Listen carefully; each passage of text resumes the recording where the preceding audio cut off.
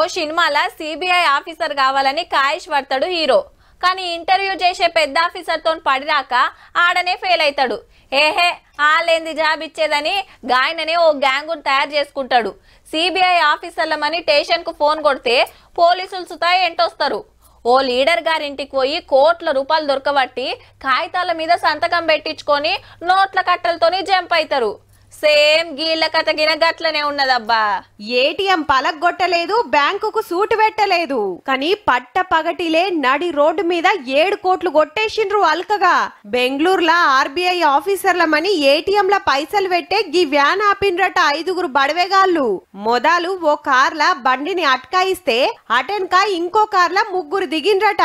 బండి మీద government of India అని రాసి ఉండేటోరకు బ్యాంకోళ్ళు వాళ్ళు సుత నమ్మిరట. పాపం మీ బ్యాంకు రూల్స్ తప్పి పైకం తీసుకుపోతుంది, ఎంక్వైరీ చేయాలని వ్యాన్లున్న గన్మెన్లు పైసలు పెట్టే ఆఫీసర్లను ఓ కార్లు ఎక్కిచ్చిరట. ముత్యమంత దూరం తీసుకుపోయి స్టేషన్ల కంప్లైంట్ ఇవ్వరని చెప్పి పారార్.